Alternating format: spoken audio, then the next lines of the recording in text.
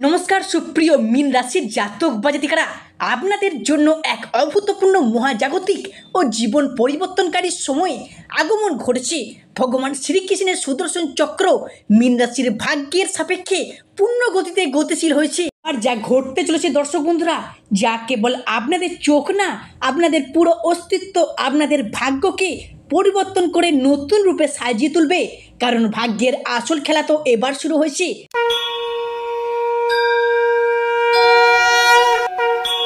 মীন রাশি কালপুরুষ রাশি চক্রের দ্বাদশ রাশি হলো মীন রাশি, যার অধিপতি গ্রহ হলো দেবগুরু বৃহস্পতি, যার ইংরেজি নাম হলো পাইসেস, অর্থাৎ যার বাংলা অর্থ বোঝায় সৎ এবং যথার্থ ব্যক্তি। তবে মীন রাশির জাতক বা জাতিকারা সর্বদা নিজেদের পরিবার, পরিজন, আত্মীয় স্বজনদের কাছে সর্বদা সৎ বা পবিত্র থাকতেই পছন্দ করে। কিন্তু এই সৎ বা পবিত্র থাকার কারণে মাঝে মধ্যে বদনামেরও ভাগিদার হতে হয়েছে এবং ঠকে পর্যন্ত যেতে হয়েছে নিজেদের পরিবার, পরিজন, আত্মীয় স্বজনদের কাছে। যেহেতু এর অধিপতি গ্রহ হলো বৃহস্পতি, তাই নিজের ধৈর্য এবং কোয়ালিটির উপর ভর করে এদের জীবন বেড়ে ওঠে। এই রাশির মানুষরা পরিশ্রমী এবং কর্মঠ হয়ে থাকে। কাউকে প্রতিশ্রুতি দিয়ে সেই রাস্তা পিছনে হাঁটা, এনারা কিন্তু এই মতবাদে বিশ্বাসী না।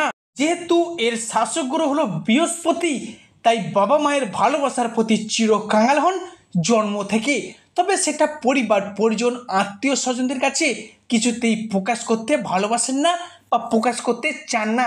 তবে মীন রাশি বা পায়েসের রাশির পূর্ব ভাদ্রপদ, উত্তর ভাদ্রপদ এবং মীন রাশির রেবতী নক্ষত্রের জাতক বা জাতিকাদের জীবনে বর্তমানে চাকুরি বাকুরি বা কর্মক্ষেত্রে চলছে কিছু স্ট্রাগেল, সম্পর্কের ক্ষেত্রে চলছে কিছু সমস্যা, অর্থনৈতিক ক্ষেত্রে চলছে কিছু গোলযোগ এবং মাঝে মধ্যে পারিপার্শ্বিক শত্রুতার সংখ্যা যেন বৃদ্ধি পেয়েই চলেছে। অর্থ ইনকাম হলো, অর্থ সেভিংস বা টাকা পয়সা থেকে জমিয়ে রাখার ঘরে চলছে নানা রকম টানাপোড়েন, নানা রকমের সমস্যা। সাংসারিক জীবনে, পারিবারিক জীবনে বিভিন্ন দিক থেকে স্ট্রাগেল, প্রবলেম একের পর এক ফেস করতে হচ্ছে। মীন রাশি বা পায়েসের রাশি জাতক বা জাতিকাদের এই সমস্ত পরিস্থিতিগুলি থেকে দীর্ঘদিন ধরে পুরোপুরিভাবে মীন রাশির মানুষরা একদমই আর পাচ্ছিলেন না। অন্যদিকে মীন রাশির রাশিপতি, মীন রাশির ভাগ্যপতি দীর্ঘ কয়েক বছর বা কয়েক মাস যাবৎকাল মীন রাশির সাপেক্ষে পীড়িত নিচস্থভাবে থাকার কারণেই কিন্তু মীন রাশির মানুষরা এই প্রবলেমগুলি ফেস করেছেন। তবে এরপর আসছে মীন রাশির বিশাল বড় একটা পরিবর্তন শুরু হতে যাচ্ছে। মীন রাশির সাড়ে পরবর্তী চরণ। জয় কর্মফলদাতা গ্রহ শনি মহারাজের জয়, জয় অঞ্জলিপুত্র মহাবলী বজরং বলী হনুমানজির জয়। হরে কৃষ্ণ, রাধে রাধে। আজকে আমাদের এবিভিটি অ্যাস্ট্রো বাংলা বাস্তু টিপস ইউটিউব চ্যানেলে আপনাদের সকলকে স্বাগত জানাই। আশা করি আপনারা সকলে ভালো আছেন এবং সুস্থ আছেন। আজকে আমাদের বাংলা রাশি ফলের আলোচনার কেন্দ্রবিন্দুতে যে রাশিটি থাকতে চলেছে সেটি হলো কালপুরুষ রাশি চক্রের দ্বাদশতম রাশি তথা মীন রাশি বা পাইসেস রাশি। প্রিয় দর্শক বন্ধুরা, আমাদের আলোচনাটি হবে প্রতিটি গ্রহ, প্রতিটি নক্ষত্র এবং প্রতিটি ছায়াগ্রহের অবস্থান এবং নক্ষত্রগত ট্রানজিট বা স্থান পরিবর্তনের উপর ভিত্তি করে। কোনো মন গড়া কথা কিন্তু আমাদের ভিডিওর মাধ্যমে প্রকাশ করা হয় না। তো প্রিয় দর্শক বন্ধুরা, আপনারা যদি মীন রাশি বা পায়েসের রাশি জাতক বা জাতিকা হয়ে থাকেন, আজকের এই ভিডিওটি সম্পূর্ণরূপে থাকতে চলেছে আপনাদের জন্য। তো প্রিয় দর্শক বন্ধুরা, আপনারা যদি মীন রাশির জাতক বা জাতিকা হয়ে থাকেন, আজকের এই ভিডিওটি মনোযোগ সহকারে, মনোযোগ ভিত্তিতে স্কিপ না করে আপনাদের মূল্যবান সময়টিকে নষ্ট করে শেষ পর্যন্ত দেখার অনুরোধ রইল। প্রিয় দর্শক বন্ধুরা, ভিডিওটি যদি ভালো লাগে অবশ্যই একটি লাইক দিয়ে যাবেন এবং স্বয়ং শনি মহারাজের আশীর্বাদ পেতে কমেন্ট বক্সে অবশ্যই শনি মহারাজের একটি নাম নিয়ে যাবেন। দেখবেন আপনাদের প্রতিটি পদক্ষেপে জীবনে চলার পথে শনিদেবের আশীর্বাদ মাথায় নিয়ে চলতে পারবেন। রাহু, যাকে কালের সাথে তুলনা করে থাকি, যাকে কেউ কোনোদিন হারাতে বা পরাজিত করতে পারে না, সেই রাহু এবার প্রবেশ করতে চলেছেন মীন রাশির দ্বাদশে।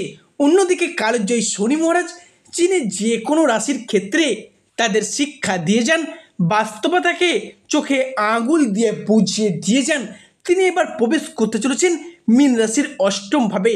মীন রাশির দ্বাদশ ভাব আমাদের মুখ্য, আমাদের মুক্তি ও আমাদের জীবনের ছোটোখাটো যে কোনো সিদ্ধান্ত নেওয়ার ক্ষেত্রে বিচার বিবেচনা করে থাকে, যেইটা কিন্তু আমাদের জন্য ভীষণ ভীষণ ইম্পর্টেন্ট হতে চলেছে আগামী সময়কালটির মধ্যে।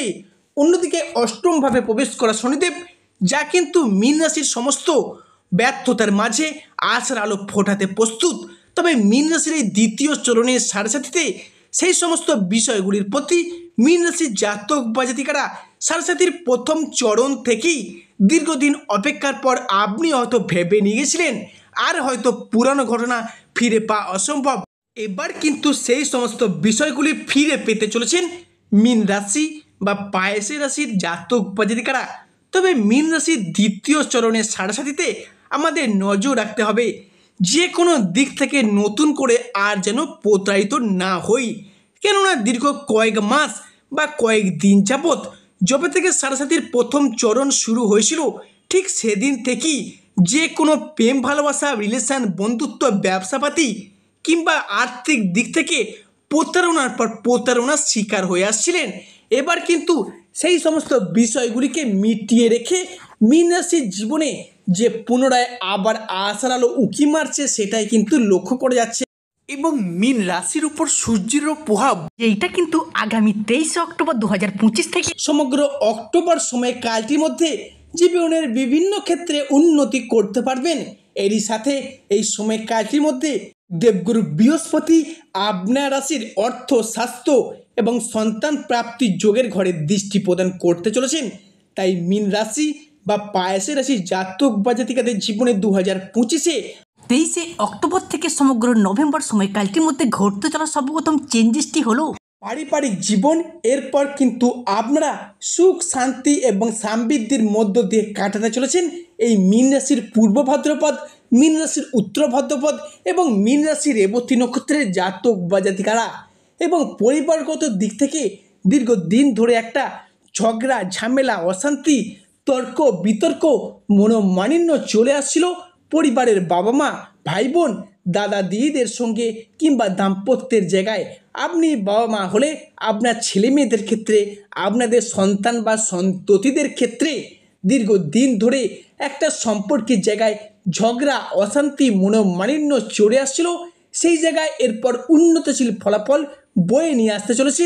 কিংবা যারা বিবাহিত ব্যক্তি রয়েছেন, বিশেষ করে শুনবেন, যারা বিবাহিত ব্যক্তি আছেন, শ্বশুর শাশুড়ির পক্ষ থেকে যে দীর্ঘদিন ধরে অশান্তি, শত্রুতা কিংবা চাপ সহ্য করেছেন, মনের অমিল, মতের অমিল, মানিয়ে নেওয়ার যে একটা অভাব বা প্রবলেম চলছিল, সেই জায়গার সমস্যাগুলি চিরতরে মিটতে চলেছে মীন রাশি বা পায়েসের রাশি জাতক বা জাতিকাদের ক্ষেত্রে। চলতি অক্টোবর মাসের 23 তারিখ থেকে সমগ্র নভেম্বর সময়কালটির মধ্যে ঘটতে চলা পরিবর্তনটি মীন রাশির জাতক বা জাতিকাদের মধ্যে পরিবারে কোনো শুভ আনন্দ অনুষ্ঠান হওয়ার একটা শুভ যোগ দেখতে পাওয়া যাবে। সেই সমস্ত আনন্দ অনুষ্ঠান হতে পারে কোনো বিবাহ বাড়ি, কোনো পৈতা বাড়ি, কোনো গৃহপ্রবেশ বা কোনো অন্নপ্রাশন। যে কোনো শুভ আনন্দ অনুষ্ঠান হওয়ার একটা শুভ যোগ বিশাল মাত্রায় কিন্তু আসতে চলেছে মীন রাশির জীবনে। পরিবারের নতুন কোনো মানুষ, অতিথি বা কুটুম্বের আনাগোনা বৃদ্ধি পাবে, যাদের জন্য আপনি বেশ কিছুটা লাভবান হতে পারবেন।